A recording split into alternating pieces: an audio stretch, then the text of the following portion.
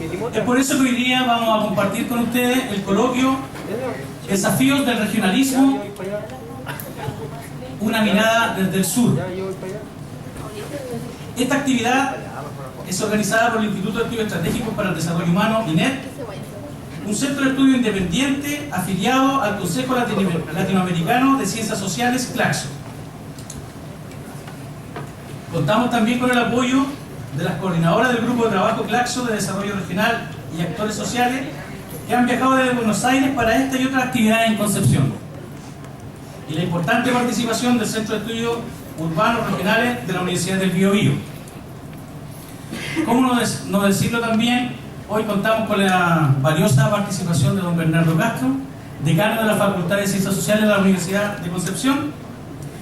Y el objetivo de este coloquio es compartir reflexiones y experiencias sobre la problemática del desarrollo regional y los intereses sociales de quienes promueven esta agenda. La pregunta que motiva esta jornada es: ¿cómo pensar esa agenda de desarrollo regional desde las ciencias sociales y desde América Latina? La actividad se desarrollará de la siguiente manera. Voy a presentar a los panelistas y enseguida iniciamos las ponencias, luego de las cuales hacemos una ronda de preguntas e intervenciones desde el público.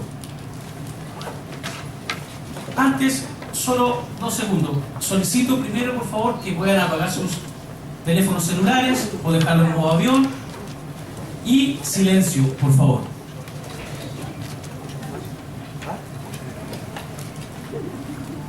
Don Bernardo Castro Ramírez es profesor de la Facultad de Ciencias Sociales y decano. Trabajó en la Vicaría de la Solidaridad y es especialista en desarrollo regional.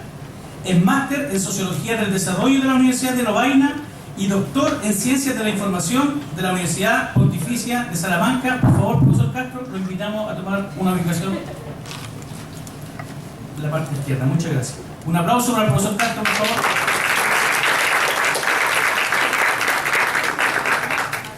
Nuestro segundo panelista es la profesora Gloria Edel Mendicoa.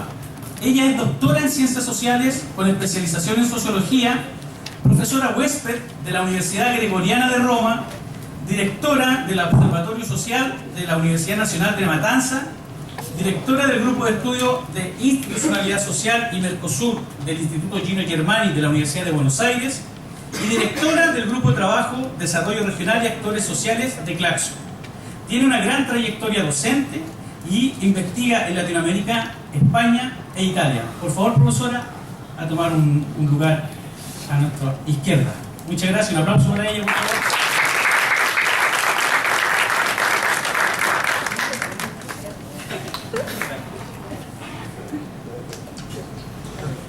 En tercer término, tenemos a la profesora Beatriz Lupuit. Es magíster en Administración Pública, docente e investigadora de la Universidad de Buenos Aires, miembro del Grupo de Estudio de Institucionalidad Social y Mercosur del Instituto Gino Germani de la Universidad de Buenos Aires, es docente de la misma universidad y participa como investigadora en otras universidades latinoamericanas también. Es además miembro del comité organizador de la Red de Observatorios Socioterritoriales de América Latina y coordinadora del Grupo de Trabajo de Desarrollo Regional y Actores Sociales de CLACSO. Por favor, profesora, la invitamos acá adelante.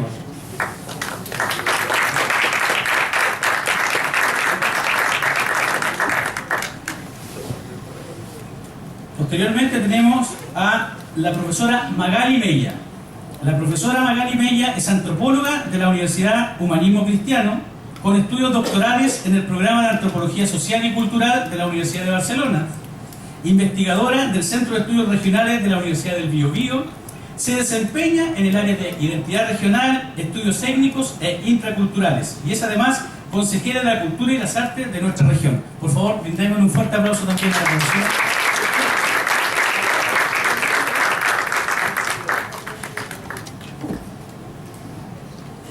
Por último, tenemos a nuestro director del INED, del Instituto de Estudios Estratégicos para el Desarrollo Humano, doctor Martín Sanzana Calvet, sociólogo de la Universidad de Concepción, magíster en Desarrollo Urbano por la Pontificia Universidad Católica de Chile, doctor en Planificación por la Universidad College de Londres y participa en la red Witherlab de investigación sobre el agua y es miembro de la red chilena de humedales. Profesor Salzana, le cedo mi lugar y comenzamos nuestro simposio.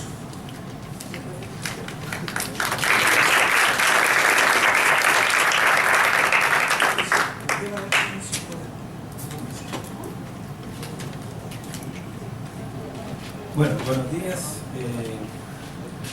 Voy a ser de moderador en esta mesa, doble mesa, digamos, que esperemos nos podamos reunificar en algún momento. La idea es hacer breves exposiciones y después que podamos tener preguntas y participación del público.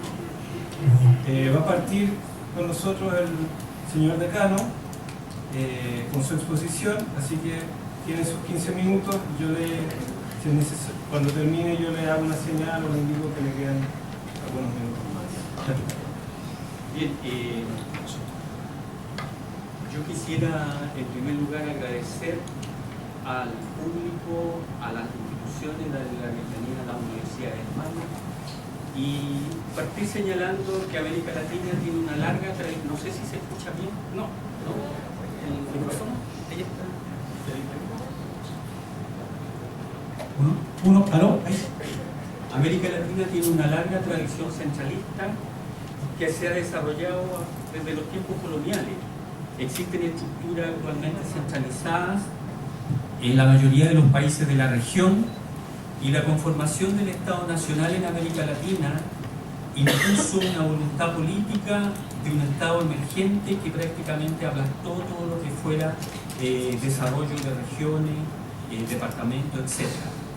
Y los habitantes del territorio fueron sometidos a la aceptación de normas comunes, ya sin contrapeso alguno con la capital colonial.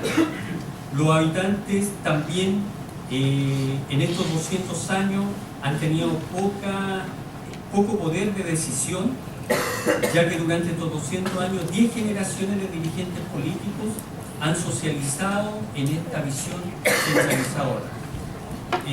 Para el caso de Chile, el régimen presidencial es el que concentra más decisiones y evidentemente asume el gran poder político en las regiones, en las provincias, en la designación de funcionarios públicos.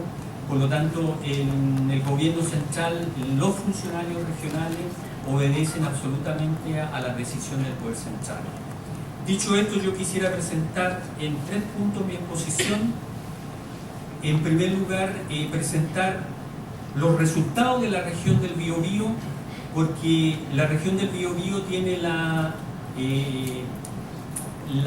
ventaja de ser un lugar en que se aplicaron 40 años de políticas neoliberales de manera hegemónica y naturalmente uno tiene ya una reflexión sobre estos 40 años de aplicación de políticas neoliberales, que los resultados son extraordinariamente limitados, ¿ya? En segundo lugar, si tenemos aquí una experiencia hegemónica en la región del neoliberalismo, tenemos 3 experiencias en América Latina que son contrahegemónicas al neoliberalismo, como es la revolución del buen vivir en Bolivia, la revolución bolivariana en Venezuela y la revolución ciudadana en Ecuador. Todos tienen nueva constitución, nacida de asambleas constituyentes y vale la pena darle una vuelta a los temas del poder político en las regiones. Y finalmente, describir brevemente algunas acciones territoriales en Chile entre el 2011 y 2013, que hubo un conjunto de movimientos sociales regionales que lamentablemente, a mi juicio, no alcanzaron a cristalizar en poder político frente al poder central, ¿ya?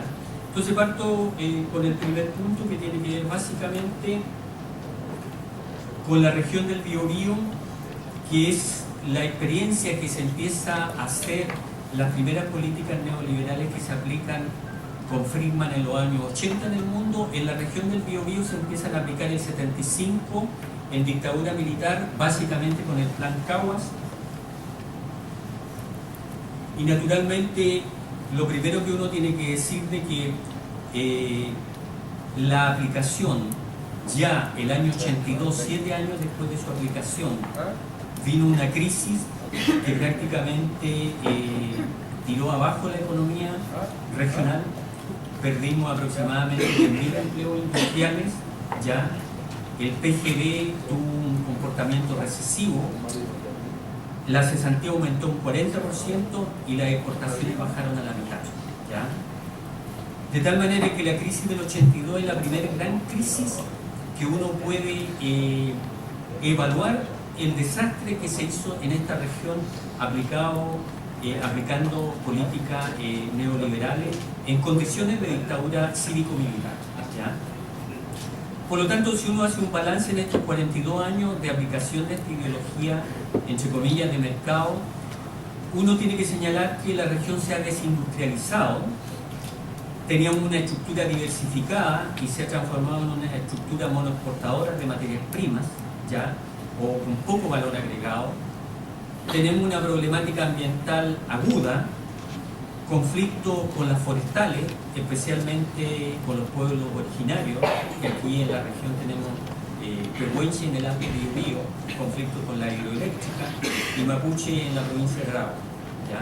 Conflicto con los pescadores artesanales versus la pesca industrial, conflicto con la celulosa, tenemos un serio conflicto ambiental de agua, porque prácticamente más de la mitad de las comunas de la región del Biobío tienen problemas de abastecimiento de agua para las ciudades, ¿ya?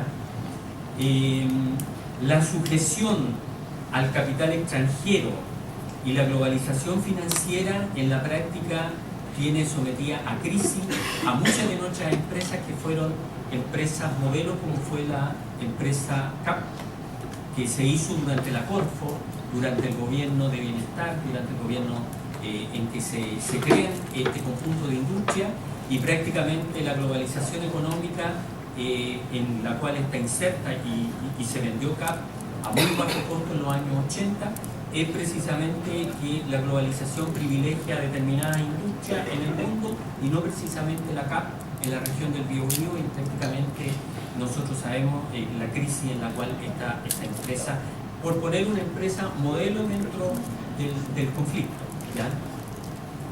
La región crece menos del promedio nacional, ¿ya? Y casi todos los indicadores están bajo el promedio nacional, ¿ya? Para una población de 2 millones de habitantes, con un territorio que es igual al de Bélgica, donde viven cerca de 40 millones de habitantes, casi igual que el de Israel, casi igual que el de Holanda, ¿ya? Y evidentemente nosotros, aquí el problema que tenemos es que en esta región, que se ha implementado durante 4 décadas, los intereses de las grandes transnacionales y de los sectores exportadores no coinciden con los intereses de la región. Por lo tanto, el gran desafío es cómo construir y hacer visible otro tipo de desarrollo regional más endógeno, en que la economía regional pueda captar los excedentes del proceso de acumulación de estos grandes conglomerados, en que básicamente predominan la forestal, la pesquera y el retail, ¿ya? Cómo desarrollar una productividad que no sea depredadora del medio ambiente y que respete las diversas culturas locales. En el fondo, la gran lección que tenemos que sacar de estos 42 años en que aquí no ha funcionado el mercado en 42 años, en Chile. La estructura monopólica concentrada de la economía hace que por cada sector haya simplemente un controlador en un 80 o en un 90%. Si uno toma el sector de electricidad, ya prácticamente el control del poder lo tiene una empresa en un 70%. Y eso hace que tengamos, por ejemplo, la energía más cara de América Latina en Chile, ¿ya? Dicho esto, esto también lo ha corroborado los últimos premios Nobel, en el sentido que el mercado no necesariamente funciona a priori. Y yo creo que este es un gran problema que tenemos como país para generar otro tipo de desarrollo regional. Bueno, si esta es una experiencia hegemónica del neoliberalismo con resultados bastante desastrosos, yo quisiera ahora ver qué aprendizajes sociales y colectivos podemos hacer en América Latina de 3 experiencias contrahegemónicas del neoliberalismo, como son la revolución del buen vivir en Bolivia, la revolución bolivariana en Venezuela y la revolución ciudadana en Ecuador, ¿ya? Quisiera partir señalando que en el caso de la constitución bolivariana de Venezuela, que es interesante destacar porque en el capítulo 4 le entrega un conjunto de atribuciones de rango constitucional al poder ciudadano, y el poder ciudadano lo constituye con independencia de los demás poderes públicos, ¿ya? Dicho esto, es importante destacar que hay un conjunto de mecanismos de control por parte del poder, ¿ya?, público, por parte del ciudadano, y en realidad el poder político está distribuido en los poderes estatales, los poderes municipales y los poderes del Consejo Federal de Gobierno, ¿ya? Yo entiendo que en estos momentos hablar de Venezuela puede ser complicado, pero si nos atenemos nosotros, porque tiene una crisis profunda, ¿ya?, desde el punto de vista político, pero a mí me parece que esta constitución, que fue hecha en el año 99, ¿ya?, por una asamblea constituyente, vale la pena darle una vuelta a todo lo que implica la distribución de poder y el control del poder, la posibilidad de revocar el poder, de revocar la autoridad, ¿ya? Y incluso durante estos años en Venezuela se revocaron varios alcaldes que parecía de que en la práctica no cumplían su mandato, bastaba reunir el 10% del porcentaje y para hacer una votación, para llamar a elección y revocar la autoridad y cambiarlo antes del periodo, ¿ya? En el caso de la Constitución de Bolivia, ¿ya?, esto es muy interesante porque en la práctica la Constitución boliviana, especialmente la tercera parte, establece en el artículo 271 la ley de marco para la autonomía y descentralización, que regulará el procedimiento de los estatutos autonómicos de las cartas orgánicas. Y aquí en el título cuarto especialmente hay toda una participación y cómo se organiza el poder, ¿ya?, sobre todo para los ciudadanos y ciudadanas, especialmente lo que dice con la autonomía departamental, la autonomía regional y otras autonomías municipales, etc. Ahora, hay que entender que la regionalización significa esencialmente la autonomía y la capacidad de poder decidir respecto del modelo de desarrollo, respecto de la continuidad de sus habitantes, respecto a un conjunto de materias, y eso implica la regionalización. Sin autonomía en la decisión de esto no hay ninguna posibilidad de regionalización, y esto valdría la pena recuperarlo, sobre todo el Estado plurinacional boliviano, que se reclama también con un elemento importante porque le concede derecho a la naturaleza, algo bastante novedoso, porque para Rousseau simplemente tenían derecho los ciudadanos y ciudadanas y las instituciones que generaban los seres humanos. Sin embargo, hoy día en estas constituciones la naturaleza tiene derecho, y eso vale la pena destacarlo porque es importante para el desarrollo de las nuevas generaciones. Y naturalmente también la Constitución de Ecuador del año 2008 dedica un capítulo especial y bastante largo sobre la participación y cómo se organiza el poder, cómo se organiza el ejercicio de la soberanía popular por medio del control de las entidades públicas.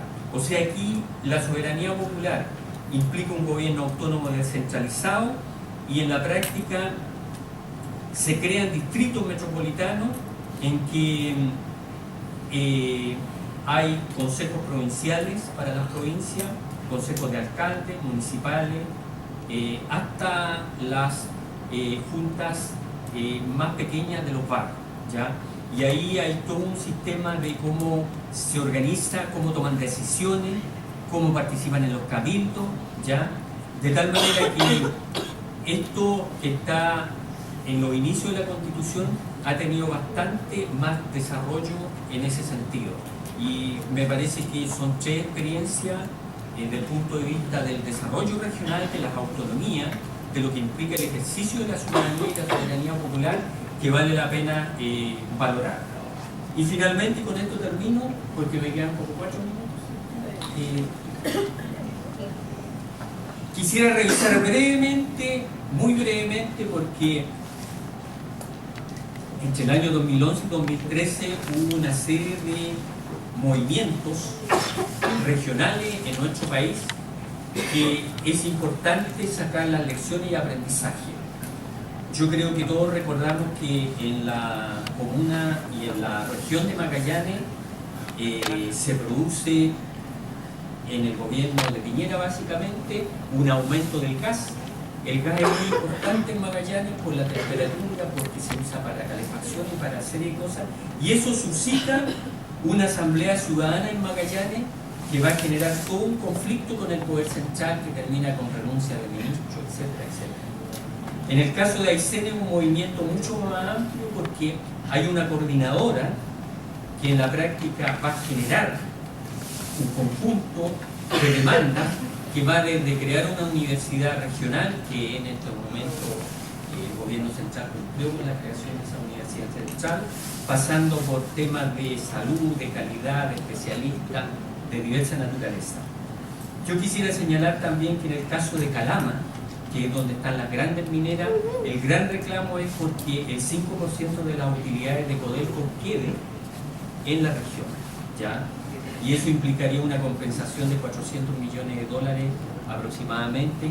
Se está planteando la renacionalización del agua, del litio, del cobre. Hay una serie de demandas de mucho mayor alcance, y yo creo que todo esto, el tipo de organización predominante han sido asambleas ciudadanas, asambleas de organizaciones que no sabemos todavía cómo pudieran cristalizar, pero que dan cuenta, por un lado, del agotamiento del modelo vertical y centralista del Estado, que genera desigualdades y crea conflicto con las regiones. Hay una crisis profunda del modelo neoliberal que concentra, acumula, genera desigualdades y es extractivista, y hay una crisis de representación de los partidos políticos.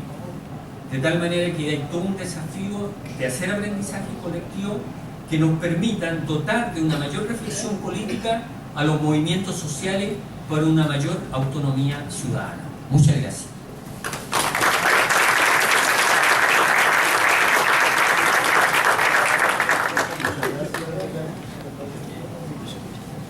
Muchas gracias. Ahora, profesora Magali Meyer.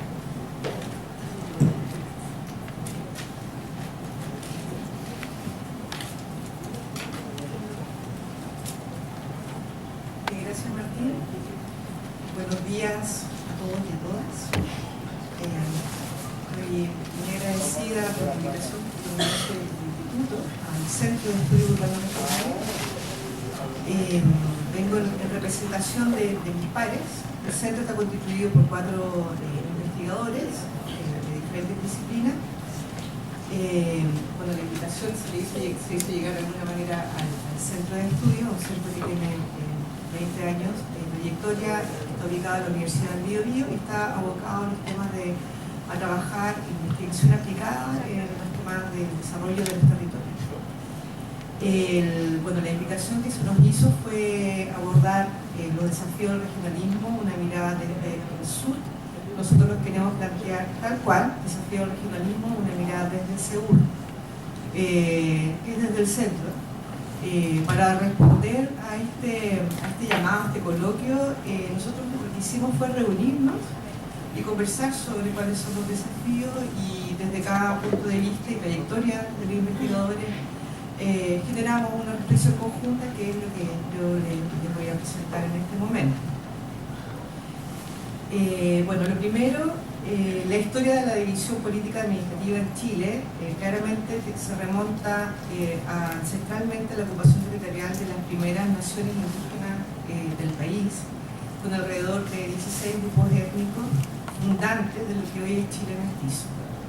Nos asumimos también como ciudadanos mestizos. Ya con la colonización y la instauración de la República Nacional, cuando se crean las disposiciones legales, se regula la división política administrativa, que pasa desde entonces, desde hace por lo menos 5 siglos atrás, por múltiples formas de división del territorio. Hoy, ya desde un punto de vista formal, tenemos 16 regiones. Últimamente se creó la región de Ñuble, conformadas a partir de la agrupación de las antiguas provincias, que es un poco la división que más ha persistido dentro de todas las transformaciones que se han hecho a lo largo de la historia.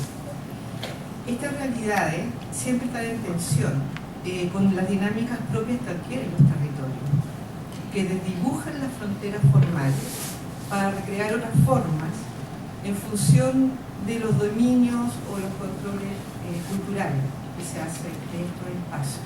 Eso es algo que también nosotros lo sabemos, como por ejemplo lo que sucede con el Volmap o el país mapuche, que está separado en este momento por las fronteras de los estados argentinos y chileno, ¿cierto? Y que incluso tiene nombres diferentes a partir de esta división. Por el lado argentino, el cuarto, ¿quién sabe de acá? Geógrafos, me imagino que son casi todos, ¿no? O arquitectos, el Volmap, y por el lado chileno, el Gurumap. Bueno, el conjunto es el Volmap. Y asimismo uno comienza a ver otro tipo de dinámica que puede observar en función de cómo se ocupa el espacio. Ahora, lo segundo, nuestra definición, la definición que el centro se ha adscrito para hablar de regionalización, señala que esta implica una ampliación de la actividad democrática, dándole a la región un mayor protagonismo en los procesos de desarrollo, desde la práctica de la participación ciudadana en la gestión regional. Tal como acá lo había planteado recién el decano, claramente que tiene que ver con la democracia, la profundización de la democracia, con el empoderamiento, la participación en los procesos de desarrollo y la participación de la ciudadana en la gestión de ese mismo territorio. Ahora, ¿qué cosa es central también para la regionalización?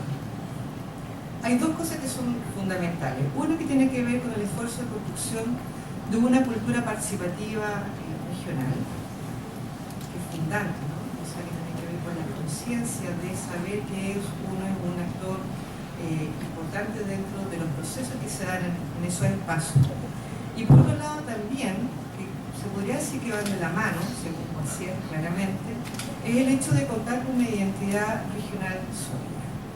Es decir, con un sentido de pertenencia, con una identificación de los habitantes para con ese territorio, que los configura política y administrativamente, y por otro lado los diferencia a otros. Siempre la identidad territorial es en relación a uno, ¿cierto? A otro espacio. Finalmente acá en la región del Biobío, nuestro otro, ¿quién sería? Santiago, ¿no? Y por otro lado, al interior de la región del Biobío, ¿cómo son las identidades territoriales? Por ejemplo, Ñuble, su otro era Gran Concepción, por algo en este momento se constituyó como región. Bueno, lo anterior, tanto la cultura participativa regional como la identidad regional sólida, le agrega un impulso al esfuerzo regionalizador. Los dos son importantes, existen, formando un conjunto de actores sociales, que son líderes públicos y privados, que hacen efectiva finalmente la participación y son quienes impulsan el desarrollo de los territorios, de la región, sobre la base de objetivos comunes, porque eso es lo que tiene que confluir finalmente, coincidir en objetivos comunes. Por eso es que tanto se habla de las identidades regionales, por eso es que son tan importantes las identidades en los territorios. Es algo que se tiene que considerar. Si no se consideran las identidades, es muy probable que todo impulso regionalizador o todo impulso de desarrollo endógeno fracase. Entonces se concibe la regionalización como el trasfondo del proceso de descentralización, donde son los actores que asumen la construcción del desarrollo, lo asumen como propio. Ahora, la regionalización efectiva es el proceso de activación de las fuerzas regionales en pro del desarrollo endógeno. Y esto, la regionalización efectiva, implica un ajuste innovador al modelo neoliberal descentralizador, cuya perspectiva más democrática, en sentido amplio, consolida y desarrolla la democracia, la identidad regional, la equidad efectiva y da lugar a soluciones económicas, políticas y sociales más eficaces. Es hacia donde debiéramos aspirar en los territorios y en este caso en las regiones de Chile. Ahora, tercer punto. Cabe señalar que en Chile persiste una cultura que es centralista y que tiene una raíz que es histórica, que se reproduce a nivel local. Eso es un gran obstáculo con el que todos tenemos que mediar, o sea, porque estamos acostumbrados, ya está incorporado dentro de nuestra forma de ser como ciudadanos chilenos. Obviamente que no es igual, alguien puede decir, no, yo soy súper regionalista, tengo una mirada descentralizadora, pero la forma de cómo operamos, de cómo operan las instituciones tiende a ser centralista. Se tiende a reproducir en cada uno de los espacios. Y eso no es atributo de Santiago de la región metropolitana. Es como parte de nuestra forma de ser como sociedad. Y que obedece a una configuración cultural de la administración histórica de Chile. O sea, es algo que se fue formando a lo largo de la historia. Por eso es que es tan difícil también poder operar de una forma distinta. Claro, porque la República de Chile se forma desde el centro hacia la periferia y asimismo es como adopta una administración nacional centralista. En su momento respondía a las necesidades y a la situación del país de entonces.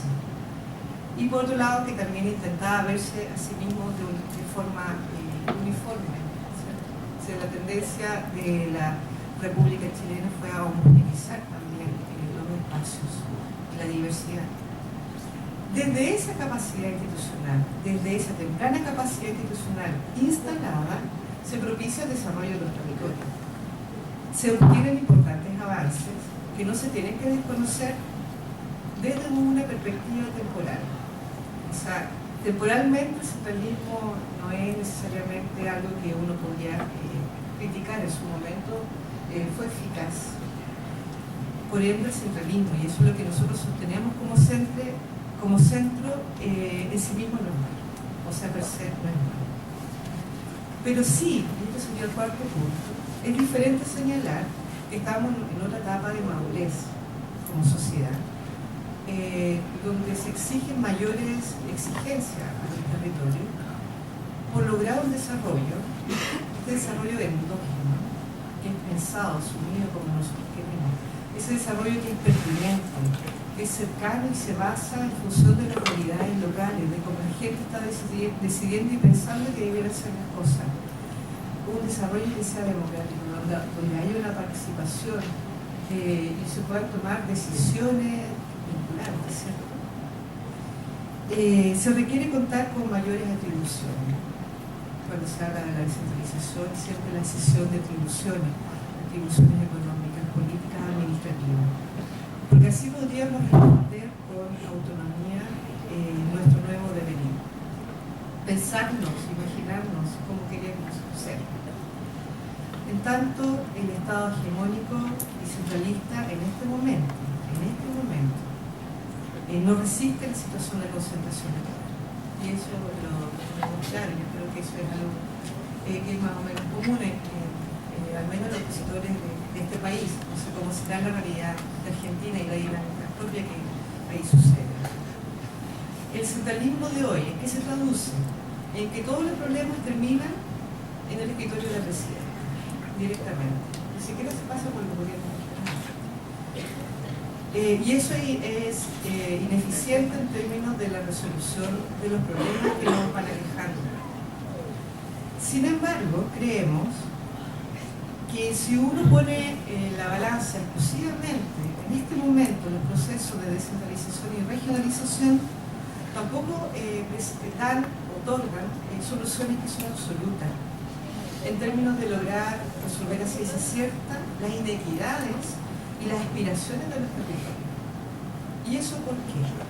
Porque Chile tiene una disparidad territorial en términos de la concentración de la riqueza y también la concentración de la población. Entonces, solo la descentralización, solo la regionalización no va a resolver los problemas de inequidad. Eso significa que el problema se nos complejiza. Nosotros respecto a otros países, si los vemos comparativamente hablando, algunos procesos internacionales de regionalización efectiva responden a realidades de estados-naciones que en su momento, cuando son subdivididos, cuando son delimitados, se realizan acorde a identidades nacionales existentes en estos estados. Y en ese sentido operan y son eficaces, como puede ocurrir en países que se diferencian bastante de cómo nuestra forma de administración y gestión, como España y Alemania. Y quizás esto ya sería como una especie de conclusión y reflexión desde el centro, es que el centralismo y los procesos de descentralización y regionalización no son un asunto bicolor. No se puede entender como algo blanco o negro. Tiene mucho más que ver. Y en este momento, con complejidades que tienen relación con los equilibrios que se pueden dar y los ajustes de las realidades. Como por ejemplo, y eso es algo que es importante, que sería la conformación de regiones de tamaño suficiente que conlleven una distribución más nivelada de la población que permita generar reales oportunidades. Y quinto, como para ir cerrando, esto no es lo que no ha ocurrido en Chile. La descentralización y regionalización sigue siendo para quienes, sobre todo la impulsan y la demanda, una promesa incumplida. Generalmente cuando se habla de promesa incumplida se está mirando también a los gobiernos, al Estado, a los políticos, pero nosotros como actores sociales también tenemos responsabilidad en ese sentido. Las regiones se mantienen supeditadas a las decisiones del centro. Las autoridades todavía siguen siendo designadas y no son elegidas. Persiste la escasez de autonomía, persiste la escasez de atribuciones. Pero por otro lado también nos encontramos con que las demandas de creación de nuevas regiones, que son demandas legítimas de comunidades desencantadas por los procesos de descentralización, van obteniendo un peso y tamaño que son cada vez más reducidos y se vuelven débiles. Y esto significa que es un poco lo que ha pasado también con la situación de Ñuble, que la gente que trabaja en esta temática dice, claro, se responde a una identidad territorial, a un movimiento ciudadano, pero por otro lado se debilita el territorio y el poder frente nuevamente a un centro que es hegemónico y concentra el poder. Y en este sentido se sigue reproduciendo la lógica centralista y se sigue operando en una relación directa con el poder económico y político. Es decir, que nuevamente los problemas, en este caso podría ser como un ejemplo de Ñuble, van a terminar en el escritorio de la presidenta. Sí. Y como final, Martín, ¿ya se me acabó el tiempo? Ya. Respecto a los desafíos, una línea de desafío es seguir reflexionando. O sea, esto hay que reflexionarlo. Hay que generar mucho más espacio de encuentros para poder ver las diferentes miradas sobre esto, conocer experiencias como lo que nos van a presentar las compañeras del Puelmaco, de Argentina, y también ensayar otras formas de administración, pensando en los equilibrios y pensando en el ajuste de la realidad. Y eso sería eso. Muchas gracias.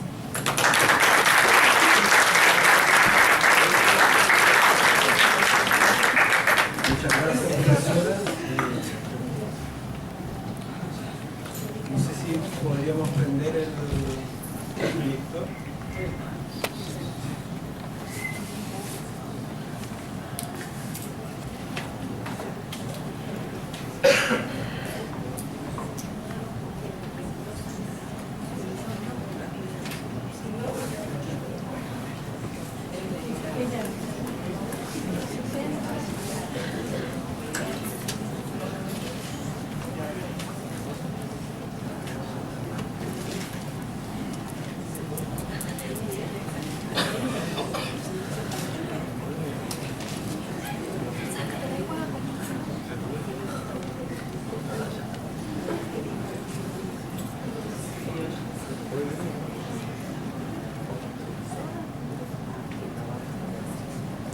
Bueno,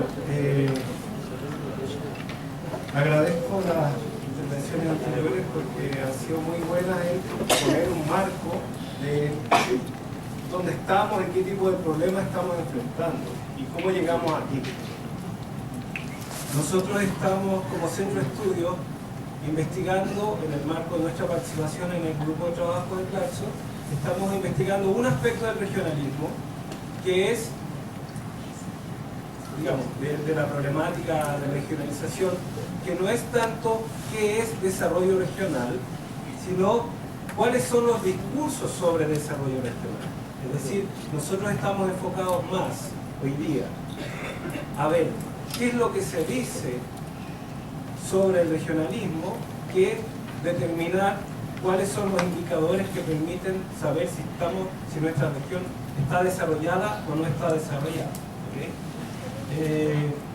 Yo creo que una de las hipótesis que tenemos teóricas, que tiene que ver con la lectura de la gente que ha reflexionado sobre el tema, tanto a nivel global como en Chile, sobre el proceso chileno, nosotros pensamos que estamos en un fin de ciclo, es decir, el regionalismo que tenemos ha cumplido un ciclo histórico, desde los años de la dictadura militar, que surgió este regionalismo nuevo, digamos, un regionalismo como tal, moderno, hasta ahora hemos cumplido un fin de ciclo, un ciclo, y ese ciclo se va probablemente a terminar, se va a consolidar en los próximos 2 años, 1 o 2 años, cuando finalmente los intendentes sean elegidos, que es una reforma que no fue aprobada ahora, pero está ahí, está casi aprobada, y cuando eso se apruebe, vamos a tener desde la creación de regiones hasta la elección de intendentes. Es decir, vamos a haber cumplido un ciclo. Y ese ciclo, lo interesante para nosotros es pensar que ese ciclo no se termina porque haya sido un fracaso. Lo interesante es pensar que ese ciclo ha tenido un montón de realizaciones. Pero lo que esas realizaciones, es decir, ¿existen regiones? Sí. ¿Existen gobiernos regionales? Sí. ¿Existen presupuestos regionales? Sí. Los intendentes y los cores, bueno, los intendentes todavía no, pero van a ser elegidos, sí. Entonces, ¿hay un montón de logros? ¿Hay transferencia de competencias? Sí. Hay un montón de realizaciones, pero al mismo tiempo ya estamos viendo que esos logros, por así decirlo, del regionalismo, tienen muchos límites, tienen un techo en muchos aspectos, como decía el decano. El regionalismo aquí no cuestiona el modelo extractivista, ¿no? Eso es un límite, porque si es un regionalismo que no es capaz de decir, bueno, ¿sabes qué? Nosotros en la región está bien, si ustedes quieren tener ese modelo, nosotros nos gustaría probar otra cosa. Eso no se puede. Entonces, eso es un límite del regionalismo, evidentemente. O, bueno, ¿sabes qué? Aquí en la región nos parece que los territorios mapuche, las quechas deberían tener autonomía y deberíamos tener un parlamento regional representativo de la diversidad. Eso tampoco se puede. Entonces, ese ciclo, ese fin de ciclo, es un momento interesante para pensar qué podemos hacer. No solo más regionalismo o menos regionalismo, sino que qué regionalismo queremos. Yo creo que ahí es donde se enmarca nuestro proyecto. El foco hasta ahora ha estado mucho en la investigación social, en el debate, mucho más en los indicadores de desarrollo y en los procedimientos de descentralización, es decir, ¿se eligen o no se eligen? ¿Es desarrollado o no es desarrollado? ¿Cierto? Pero, ¿cuál es el proyecto político del regionalismo? Porque el regionalismo en Chile se creó por un proyecto político, en disputa con otros proyectos. Yo creo que tenemos que volver a eso. ¿Qué queremos como región? ¿Quiénes somos? ¿No? ¿Qué queremos? Yo creo que esas preguntas son las que tenemos que hoy día retomar, y este proyecto lo que busca es eso. ¿Quiénes están hablando de regionalismo? ¿Quiénes? ¿Qué están diciendo? ¿Qué proponen? ¿Qué buscan? Explorar eso que ha estado un poco... El sentido común es que todos queremos más regionalismo, todos queremos desarrollo regional. El problema es que cuando todos queremos eso, al final, ¿de qué estamos hablando? Porque simplemente es políticamente correcto querer más desarrollo regional. Pero, ¿qué proyecto queremos? ¿Qué entendemos por desarrollo regional? Desarrollo regional endógeno, multicultural o no. No voy a entrar aquí al detalle de lo que es el proyecto. El proyecto está en curso, el proyecto de investigación está en curso, tiene tres grandes, la metodología tiene tres grandes etapas, digamos, que son el análisis de la prensa, las entrevistas a actores clave y entrevistas por internet. Nosotros estamos en este momento en la primera etapa, que es el análisis de la prensa, ya lo tenemos bastante avanzado, de todo el año 2017 hasta ahora, digamos hasta julio, y lo que buscamos ahí es, la primera etapa, quiénes son los actores que en la región del Biobío hablan de regionalismo, de acuerdo a lo que es el Diario El Sur, y eso también tiene un sesgo, pero conociendo ese sesgo, quiénes son los que hablan de regionalismo y qué dicen, qué hacen, ¿no? Bueno, o sea, hemos armado una base de datos que ahí no se alcanza a leer nada, ni yo que estoy aquí, pero lo importante es quiénes son los actores, qué militancia tienen, qué son hombres, mujeres, a qué organización pertenecen, qué es lo que están haciendo, a quién están interpelando, desde dónde hablan, territorialmente incluso hablan del regionalismo desde acá o desde Santiago o desde el Congreso. ¿Cuáles son sus discursos? ¿Qué problemas están apuntando? ¿O qué están celebrando? ¿Qué están cuestionando? Y cómo se posicionan ellos mismos en el debate sobre la región. Los resultados preliminares, algunos de los resultados preliminares son quiénes son los actores que hablan de regionalismo. Interesante, la mayoría de los actores que hablan del regionalismo son actores del Estado nacional, del gobierno y del Estado regional y el Parlamento. Es decir, una de las cosas interesantes que refuerza lo que ya se ha dicho aquí es no hay voces desde la ciudadanía casi que hablen de regionalismo y de desarrollo regional. En mucho menor medida las empresas y los gremios empresariales hablan de regionalismo, y en mucho menor medida todavía organismos internacionales, universidades, centros de estudio. Pero el discurso el debate sobre regionalización y regionalismo está dominado por los actores políticos, y por los actores políticos en gran medida centrales. Es decir, tenemos un regionalismo y un discurso sobre la región que paradojalmente viene desde el centro. Así como se ha pensado el desarrollo del centro hacia afuera, porque ese es el desarrollo que hemos tenido, la nación se construye desde el centro, conquistando territorios y civilizando hacia los márgenes. Asimismo, el regionalismo se construye desde el Estado central. Es una paradoja, pero ese es el regionalismo que tenemos, y los discursos sobre el regionalismo siguen el mismo camino. Quienes más hablan de regionalismo son los actores políticos y el gobierno central y el gobierno regional. Pero ojo, el gobierno regional, que es una correa de transmisión del Estado central, porque son delegados del poder central. Por lo tanto, aquí hay uno de los resultados preliminares, refuerza esta idea de, bueno, y nadie más habla de regionalismo, y los profesores no hablan de regionalismo, y los mapuches no hablan de regionalismo, y los pescadores. Está invisibilizado. Eso trae varias preguntas. ¿Es invisible o es que no hablan? ¿O de qué forma lo hablan? Que la prensa no lo escucha, ¿cierto? Pero, bueno, hay cuestiones. Lo interesante de esta investigación es que podemos usar variables. Por ejemplo, tenemos quienes hablan, también son hombres o mujeres, muchos más hombres obviamente, pero eso reproduce simplemente lo que es la clase política y lo que es la sociedad. El discurso masculino sobre el regionalismo es muchísimo más que el discurso que mujeres, incluso la presidenta es como prácticamente la única mujer que en la prensa aparece hablando de regionalismo. No es la única, pero es una de las pocas, me parece. O sea, ahí, y eso lo podríamos reproducir, replicar, pensando, ¿y qué partidos hablan del regionalismo? ¿No? ¿Y desde qué lugares se hablan?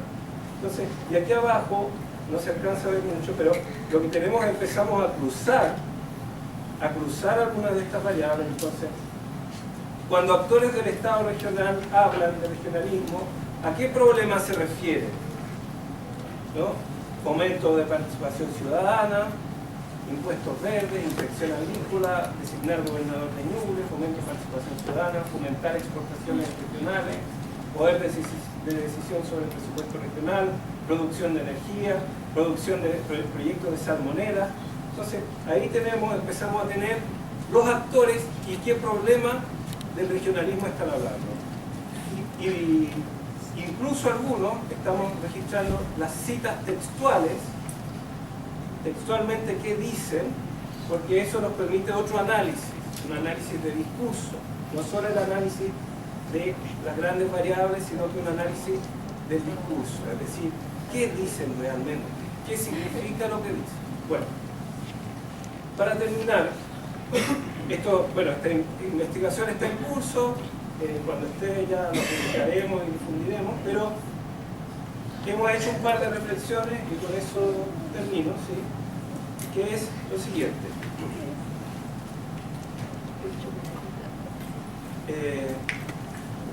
Algunas preguntas. Estos actores, algunas hipótesis en realidad, estos actores que no hablan de regionalismo, los movimientos sociales, las organizaciones, la ciudadanía, creemos, ¿no?, por lo que hemos visto, no es que no hablen, sino que hablan de problemas que les afectan, pero no han construido una forma de resolver esos problemas en las cuales el regionalismo sea parte de la solución. Es decir, no es que no enfrenten problemas de desarrollo regional, las comunidades del borde costero, las comunidades que están sufriendo la contaminación por el modelo de desarrollo que tenemos, las comunidades que no tienen voz en las políticas de vivienda regional, se manifiestan, pero el regionalismo no aparece como una alternativa válida para construir la solución a sus problemas. Y yo creo que ahí hay un vacío y también hay una oportunidad, ¿no? En general, los discursos alternativos y el pensamiento crítico siempre se ha planteado también centralistas. Los problemas estructurales del desarrollo, ¿no? Los problemas si pensamos, por ejemplo, algo bien popular, pensamos este movimiento No Más AFP, ¿hay alguna discusión respecto a las regiones en eso? No. Es central. El país, el Estado, queremos cambiarlo, pero como si fuera un bloque homogéneo. Nadie está planteando. ¿Y cómo parte de esos recursos, en vez de tener AFP, los invertimos en las regiones? No está en la discusión. Todo está muy centralizado también. Incluso el discurso crítico al modelo. Nosotros sí. Lo que vemos es que somos objeto de desarrollo. Las regiones son un objeto de desarrollo. Hay que regionalizar. Pero nosotros, desde las regiones, la ciudadanía, los movimientos sociales, nos falta avanzar en la identidad. Yo pienso siempre en Magallanes, como Magallanes tiene una bandera. Eso parece ridículo, parece algo que importa. Pero esa bandera refleja que tienen una identidad que nos permite identificarse con algo más allá de que administrativamente sea la región número no sé cuánto, número 12. ¿No? Nosotros, aparte de ser la octava región y del Biobío, ¿cuál es nuestra identidad? ¿Qué es lo que nos une como proyecto? Yo creo que no nos hemos encontrado todavía. Y mientras no haya eso, no basta con que haya un regionalismo desde Santiago que nos diga con una varita mágica, ustedes ahora son región, resuelvan sus problemas. No tenemos un proyecto y nos falta identidad. Yo creo que ahí hay mucho que avanzar y creo que es necesario seguir debatiendo. Muchas gracias.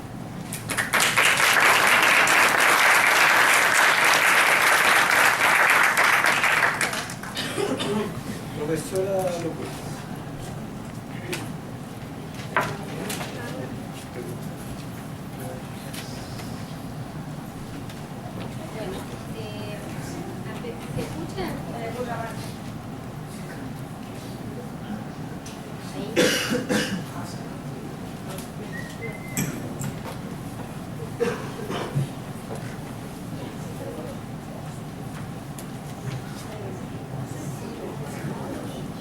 Buenos días, gracias por la invitación a la Universidad de Concepción, al Instituto y sobre todo al profesor Felipe Ramírez, que integra nuestro equipo de trabajo Claxo.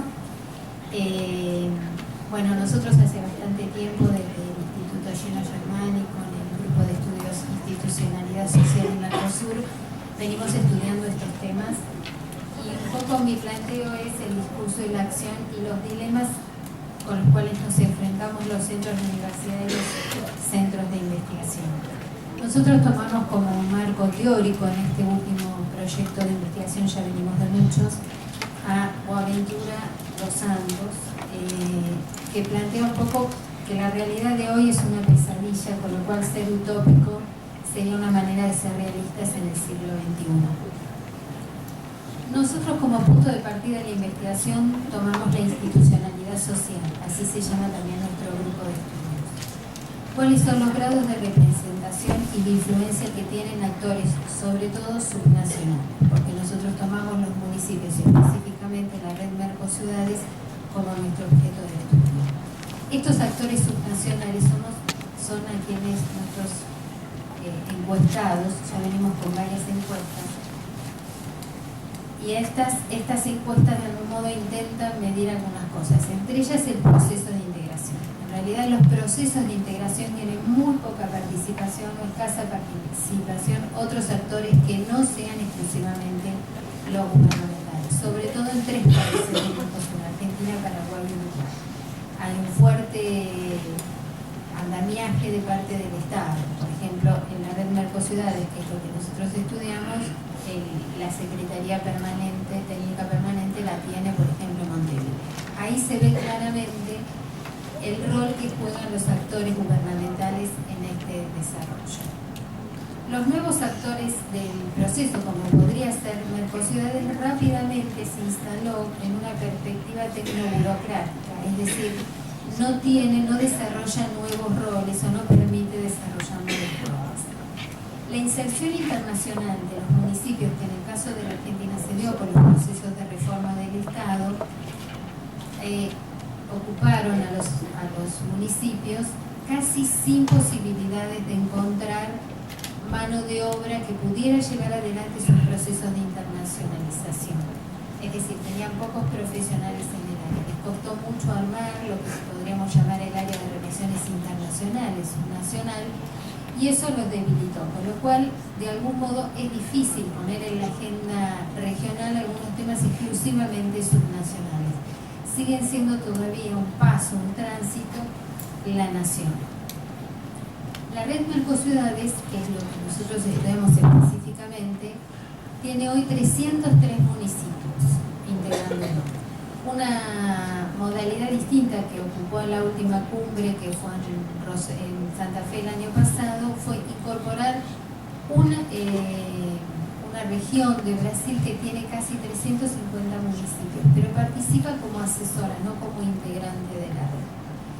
La red copia el modelo Mercosur y tiene 14 unidades temáticas. Específicamente yo estudié durante tiempo el de ciencia y tecnología, que era una de las unidades temáticas más propositivas dentro de la red.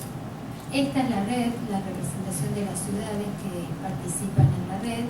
Este es el nuevo logo que tiene estos componentes tecnoburocráticos, ¿no? El tema de la imagen.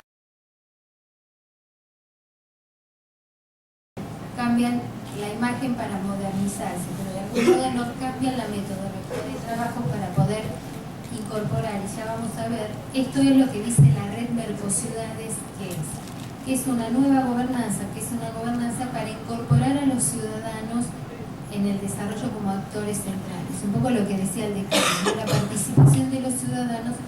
Nosotros en los trabajos de investigación que hacemos no lo vemos tan reflejado en la red Mercociudades. No hay casi participación de ninguna organización que tenga que ver con los ciudadanos. Exclusivamente, en el caso de Brasil sí participan empresas, pero en el caso de los otros países no, solamente actores gubernamentales. Y específicamente hoy traemos uno de los componentes que medimos, que es la confianza. Y aquí es donde vamos a hacer hincapié en el caso de las universidades y centros de investigación, es decir, en quienes confían los municipios. Nosotros le preguntamos, tomamos como marco teórico para la confianza, Vicent y Elinor Ostrom, de algún modo esta idea de que uno intercambia con el otro, teniendo idea de que el otro no me va a perjudicar en ese intercambio. Esta relación de a dos que se establece. Las universidades tienen y tenían muy poca participación. Cuando nosotros comenzamos a ir hace como 15 años a las cumbres mercosiudades, casi no nos dejaban participar. Nos decían, bueno, ustedes si quieren observar tienen que hacerlo del otro lado de la ventana. Hoy estamos dentro y el último libro que publicamos ya tenemos la posibilidad de hacerlo con el auspicio de la red de mercosidades. Quiero decir, en eso se ha producido un avance, pero los municipios no sabíamos si tenían mucha confianza en nosotros. Y una de las preguntas que le hicimos a los municipios es justamente en quiénes confiaban y de qué manera. Si bien nos tienen una confianza media, de algún modo sigue siendo el actor en el que más confían los municipios, después de, por supuesto, la confianza alta en organizaciones sociales y en los gobiernos provinciales. Las universidades todavía siguen siendo alguien en que los municipios confían con lo que se hace. Ahora, los municipios no nos piden a las universidades y las universidades no vamos a los municipios a ofertar casi nada. Con lo cual, confían en alguien que no hace nada o le presta muy pocos servicios. Cuando ellos empezaron a ver, en nuestro caso, que teníamos producción científica, que podía ser reproducible y demás, tomaron nuestros trabajos y comenzaron a incorporar. Pero no tiene la red una acción directa con los municipios y las universidades o centros de investigación. Si bien tenemos problemas muy serios, como puede ser, por ejemplo, el agua que se hablaba, nosotros en los 4 países del Mercosur, los fundantes, tenemos un importante aporte de agua, que es el acuífero guaraní, y quedó casi exclusivamente en una declaración de interés de los 4 países y de algunos municipios. Pero no hay casi participación de los municipios en decir qué vamos a hacer con ese acuífero, ya sea contaminándolo en las áreas de carga o en la utilización del agua en toda la zona. Con lo cual, esto sigue siendo un vacío, es decir, los municipios confían en las universidades, pero las universidades no vamos a preguntarle qué es lo que necesitan o qué es lo que podemos hacer.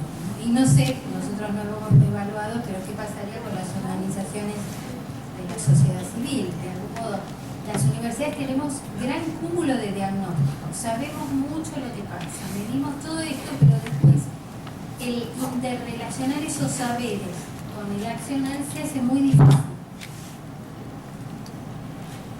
Y hoy tenemos 4 dilemas en los centros universitarios sobre los que tenemos que trabajar fuertemente, de los que acá se ha hablado, que uno es el avance de las luchas indígenas, este recrudecimiento de la defensa de los territorios, estas discusiones que se tienen que dar.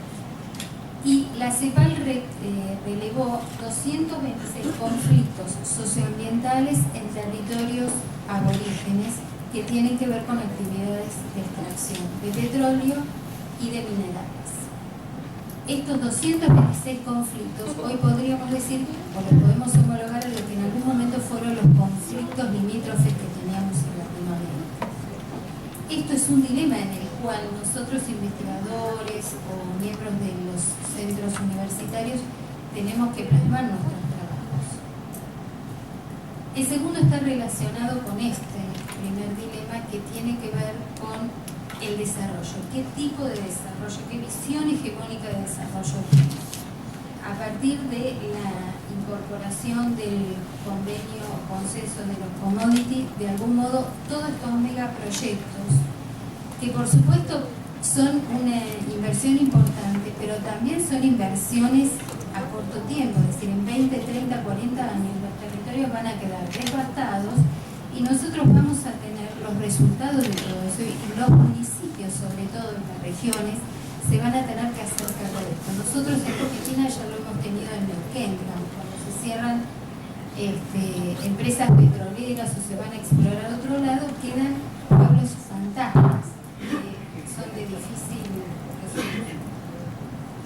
Bien, entonces esto es la gran escala, la orientación a la exportación fuertemente, la ocupación de territorios, la copan las áreas, las tierras, la amplificación de los impactos ambientales y sociosanitarios, la preeminencia de actores corporativos y transnacionales, y sobre todo lo que hace es bajar la intensidad de la democracia. Porque finalmente los actores sociales terminan subsumidos en este poderío que tienen estas grandes empresas. Nos ha pasado en la Argentina con algunas empresas mineras que las universidades, porque esas empresas ofrecen financiamiento, terminan haciendo el trabajo técnico para estas empresas sin cuestionar demasiado algunas de las cosas que se hacen. Esto hace que baje la intensidad democrática. Finalmente, los regionalismos y las nuevas dependencias. Hacia el 2000, por ejemplo, China no era un actor que lo tuviéramos en agenda, que pensáramos en él. Hoy, de algún modo, hay una nueva dependencia, porque en el caso de Chile es el principal exportador de fruta a China, y a su vez en los países latinoamericanos también tenemos importación de China. Por lo cual, estos nuevos actores que entran en el escenario económico mundial también es importante. En esto nosotros tenemos que discutir temas todos los días, por lo cual son dilemas a resolver. Bien, y por último, la idea de pensar una nueva institucionalidad social. Nosotros, de algún modo, la idea de qué manera resolvemos que parte de la población, en nuestro caso en la Argentina, entre el 30 y el 40% son franjas que quedaron por fuera, quedaron en la banquina del llamado desarrollo. Y de algún modo, estas franjas de la población están convencidas que quedaron por fuera y que es muy difícil integrarlas.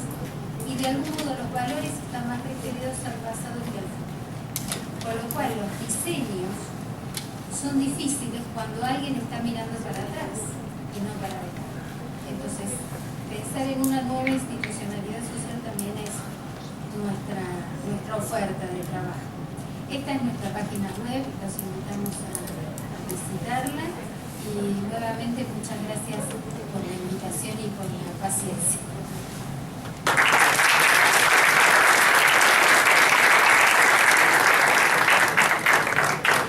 Muchas gracias, profesora.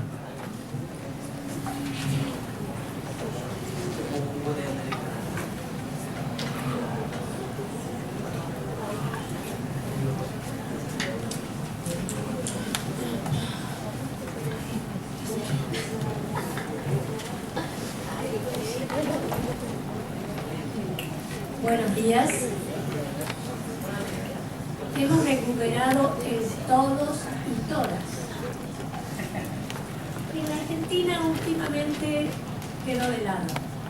Incluso hay una explicación, digamos, alfabética propiamente dicha, donde señala que no es necesario el todos y todas. Entonces, por empezar, este comienzo que nos ofreció nuestro amigo Felipe, las distintas exposiciones posteriores, por empezar también el decano, que hizo referencia a ese todos y todas. Estimados y estimadas amigos y amigas,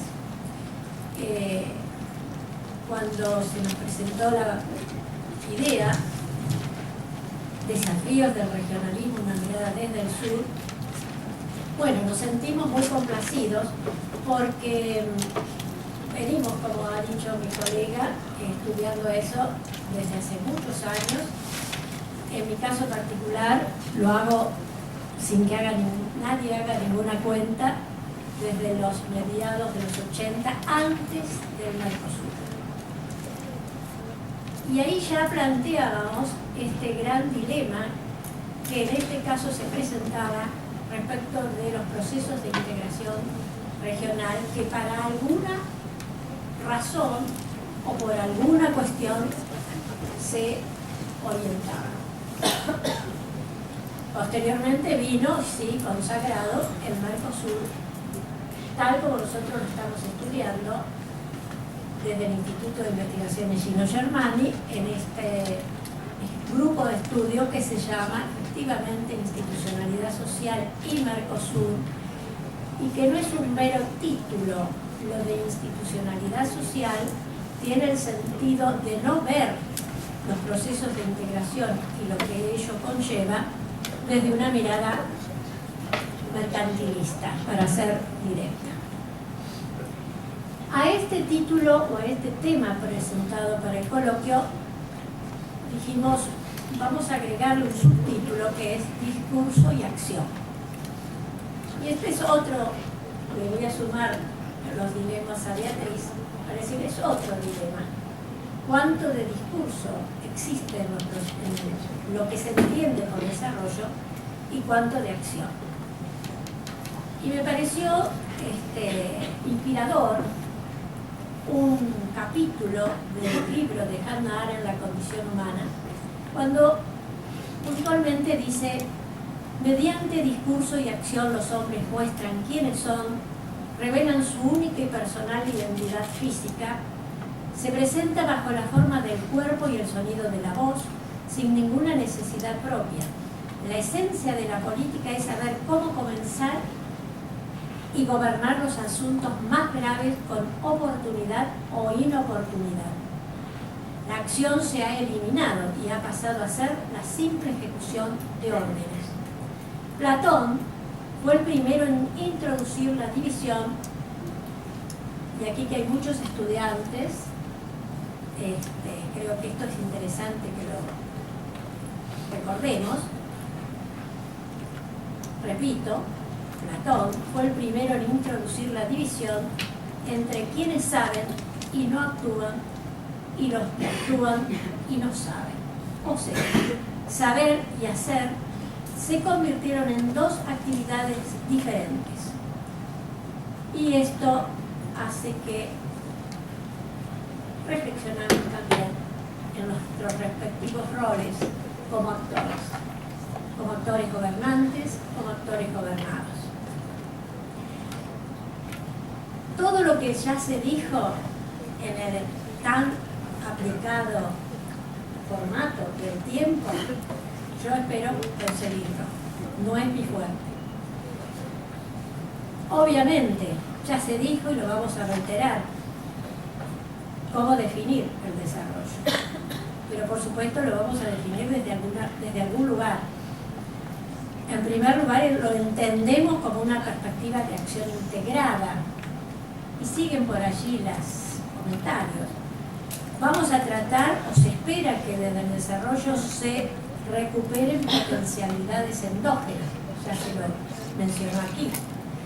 Y también se mencionó, y lo vamos a insistir en esto, respecto de que se trata de una determinación respecto del espacio local y regional en relación a su vocación por el desarrollo.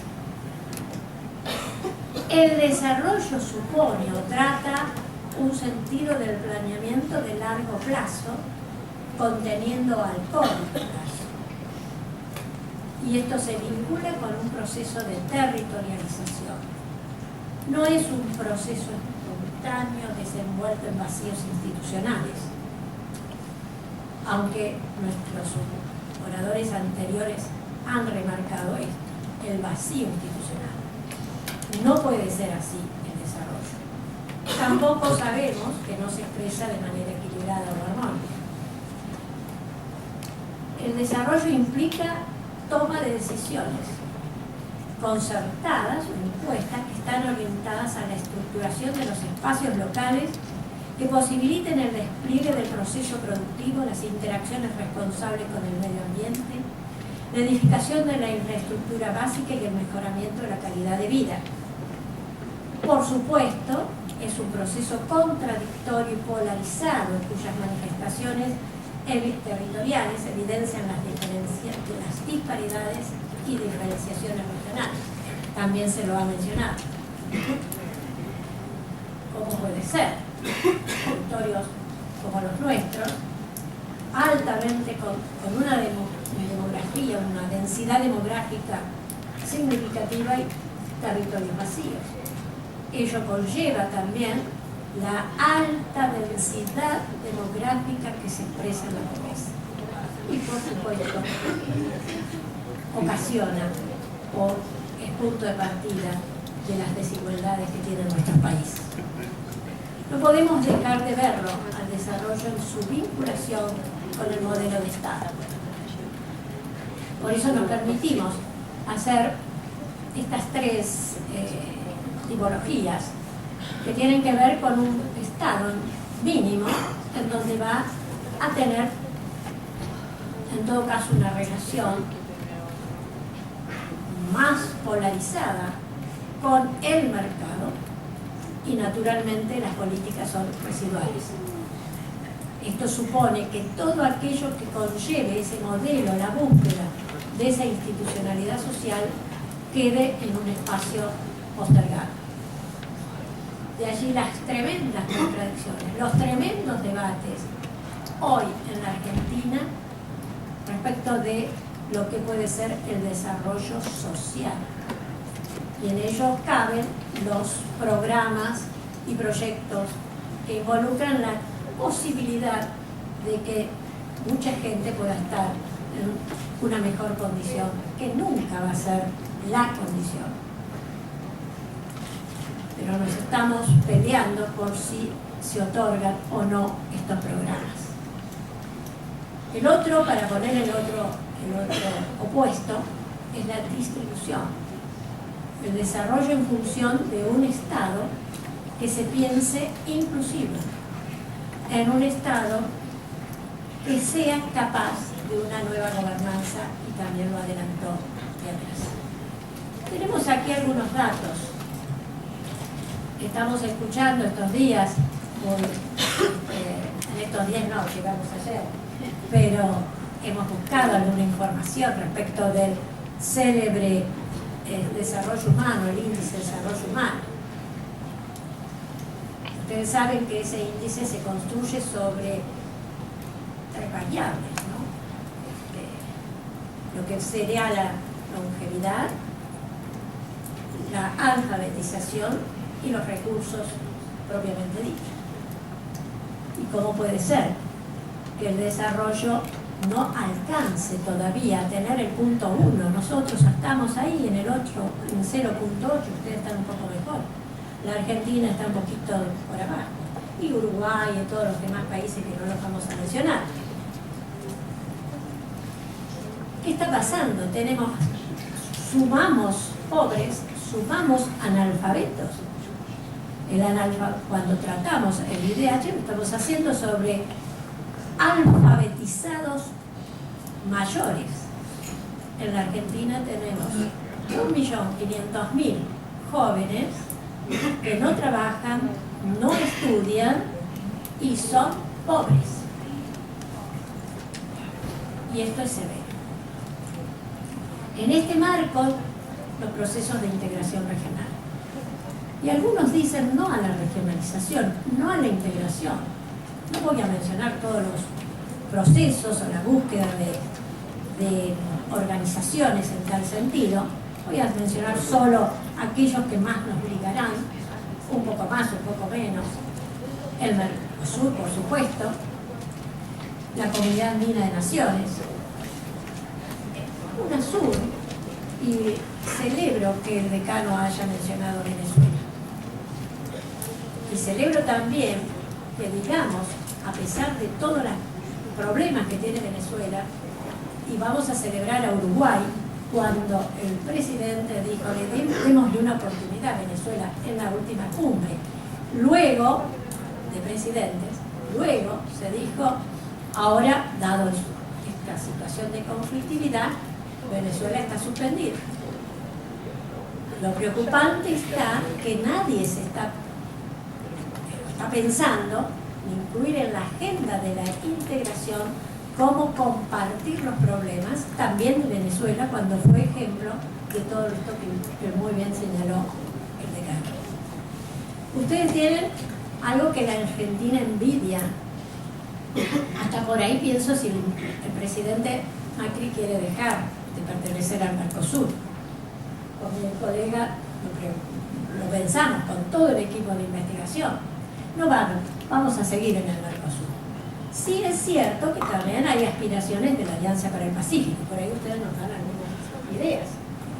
La cuestión, que más allá de todo lo que podamos decir, oportunidades o inoportunidades, la síntesis es que estos procesos no están bien resueltos, por eso el discurso y por eso la acción. ¿Quiénes son los que actúan y cuánto de los que actúan saben? Porque nosotros seguimos sosteniendo en estos procesos de integración asimetrías.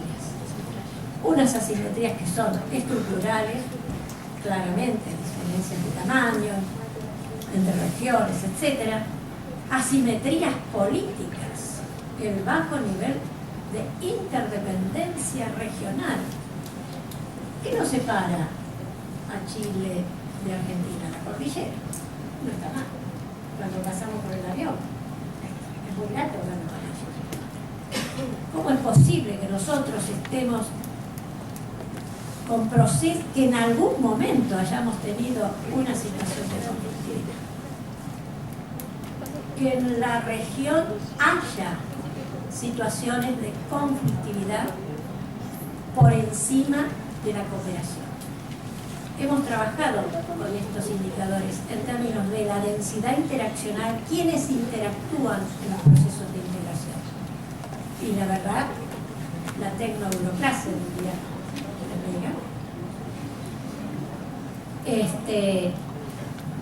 sí, los gobiernos, especialmente en los foros de alta relevancia, porque después cuando trabajamos con estos temas nos damos cuenta que quienes actúan están incluso desconociendo lo que ese foro haya podido resolver o proponer. Entonces, las asimetrías políticas y estructurales están vigentes, obviamente existen limitaciones de recursos, hay una ambigua determinación de los actores públicos y privados en sus intereses. La densidad interaccional se da precisamente en los empresarios, con todo respeto. Ahora estamos con problemas en la relación Argentina-Brasil, por los problemas que Brasil tiene y que todos lo conocemos. Entonces, a esto hay que asociarle los procesos y hechos que son concomitantes al desarrollo y que nos muestran las crisis. El aumento de la desocupación, la precariedad y el subempleo, las desigualdades económicas, el incremento de la pobreza, el aumento de la delincuencia y la inseguridad ciudadana, deterioro del medio ambiente y desequilibrios ecológicos, deterioro progresivo de la calidad de vida, escasa inversión en ciencia, tecnología o innovación. La inversión I+D en relación con el Producto Bruto Interno pasó del 0,63 al 0,74.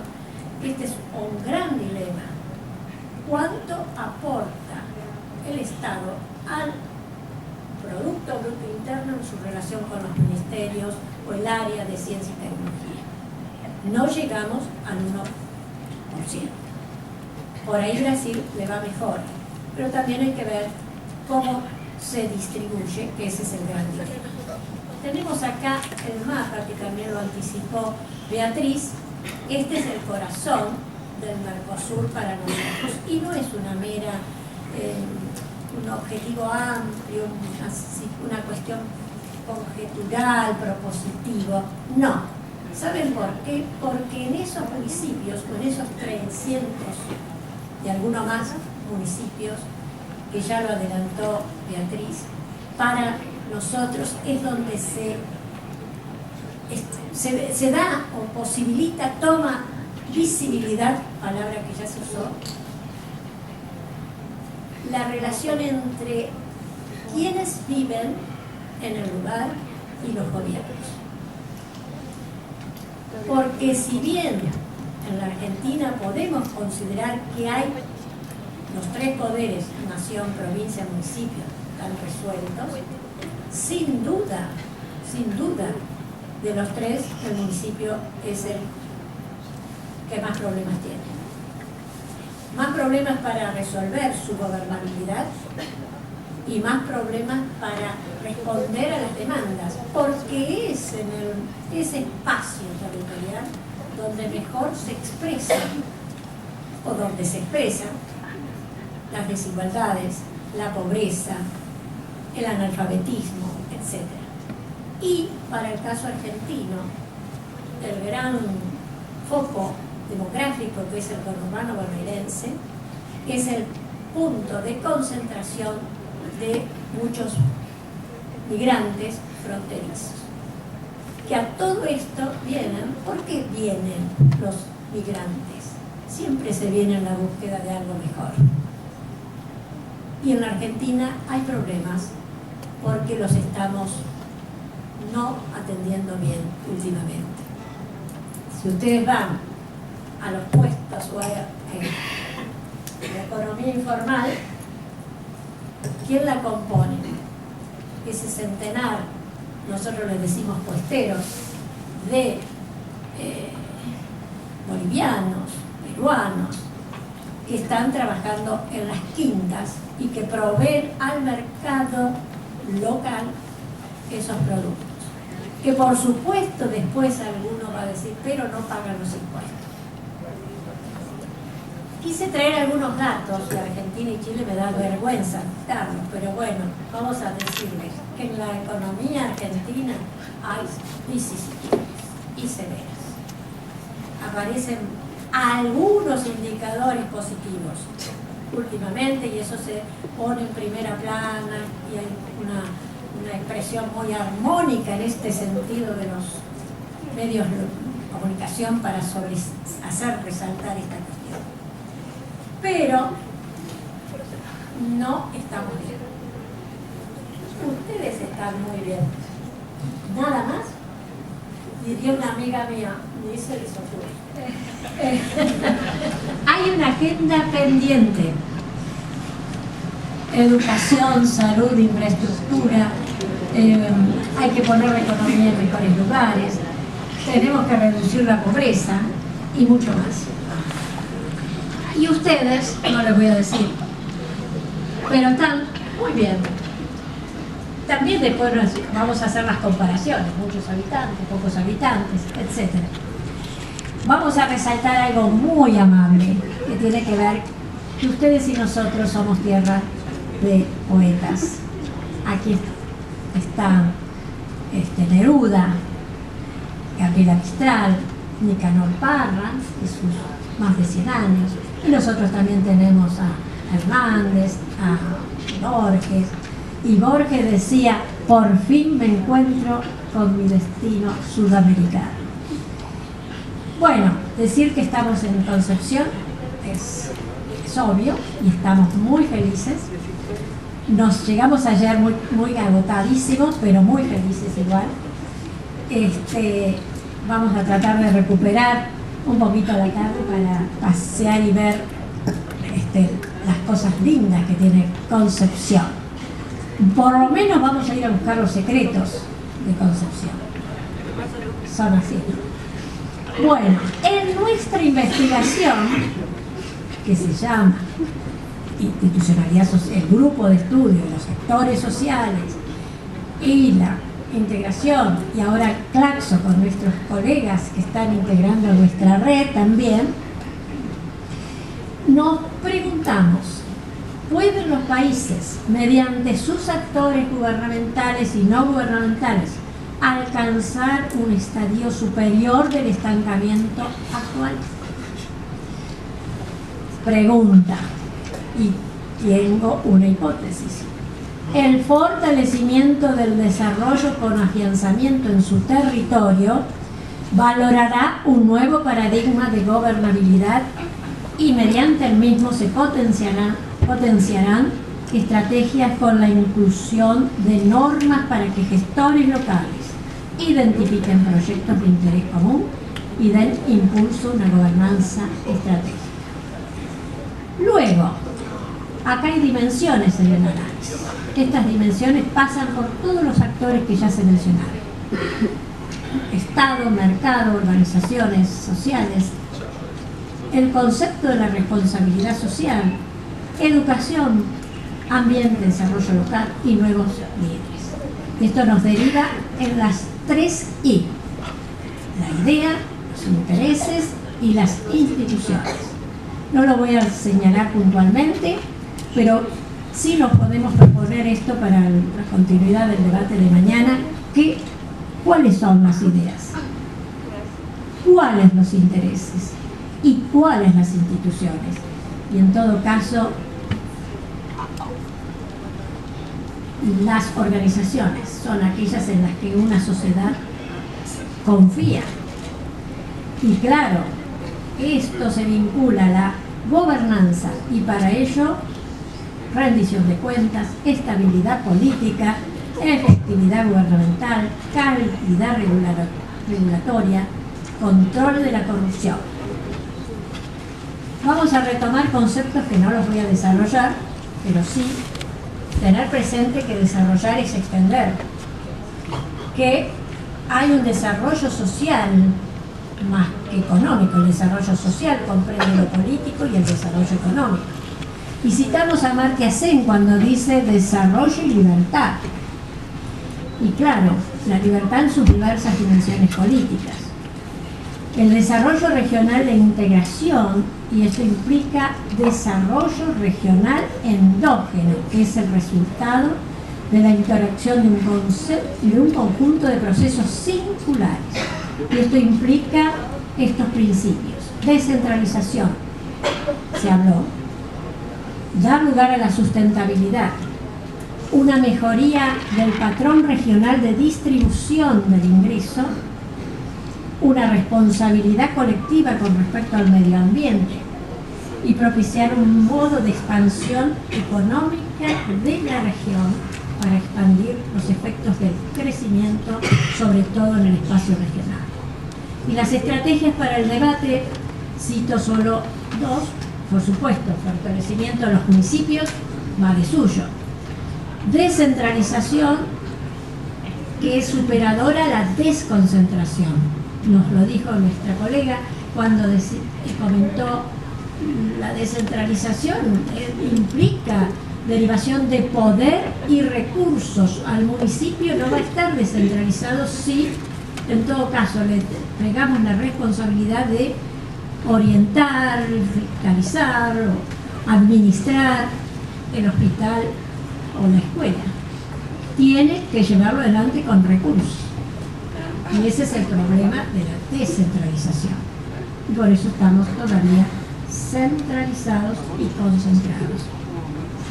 Las regiones son receptoras de políticas sociales focalizadas y compensatorias de la desigualdad social, el ordenamiento ecológico territorial como condición necesaria, la integración del sistema de comunidades indígenas a las economías regionales y la puesta en valor de los espacios fronterizos, sobre lo cual podríamos hablar muchísimo más.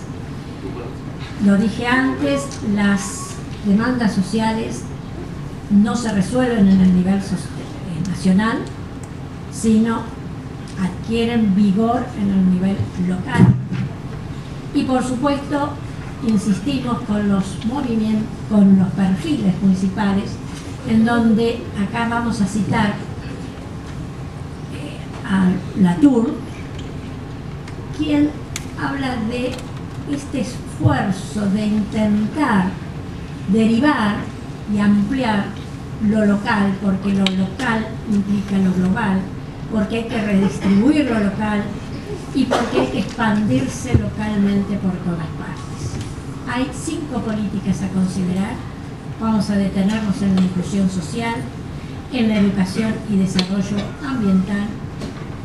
Y estos movimientos, lo local extendido, lo local redistribuido, supone desarrollo regional, local y bienestar, con políticas que van a tener que ser combinatorias, reticulares y emergentes, la articulación de las redes de ciudades y municipios y la reducción de la incertidumbre en las 4A, que quiere decir la apropiación, la anticipación, la acción y el aprendizaje, que es el núcleo de un proceso de planificación del desarrollo. Y cerramos entonces, para alegría de ustedes, citando a Pablo Neruda. Y Pablo Neruda dice en sus extensísimos poemas: América, no invoco tu nombre en vano. Muchas gracias.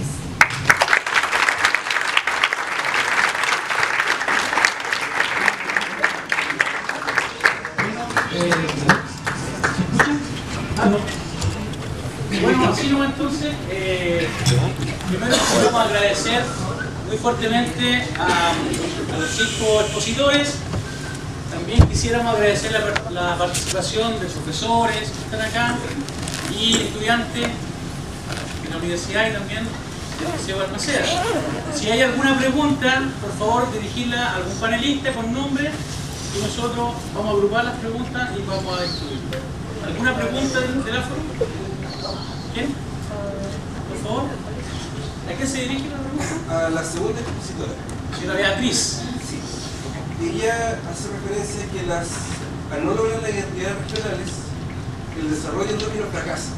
Y después afirma que solo la regionalización no resuelve el problema. Entonces quiero consultar, porque a simple vista se suena un poco contradictorio. Entonces, ¿a qué se refería con eso? Y la segunda pregunta es a don Martín. ¿Cuál fue el sesgo que usted asumió con el Diario del Sur para el estudio que entiendo es bibliográfico o cualitativo? Esas son mis dos preguntas. ¿Otra pregunta? A la expositora argentina, señora Beatriz. Argentina tiene gobiernos provinciales, equivalentes como los gobiernos regionales de Chile. Sin embargo, la participación de las autoridades son elegidas popularmente, elección popular. Aspiración que dijo el profesor Sanzana, que se proyecta hacia Chile en el fin del siglo. Son mejores las propuestas económicas de los gobiernos provinciales, como en el caso de Argentina, y en el caso de los gobiernos chilenos regionales. ¿Tienen mejoras económicas para la población? Esa es mi duda. Yo creo que podríamos contestar, ¿no? ¿Ya?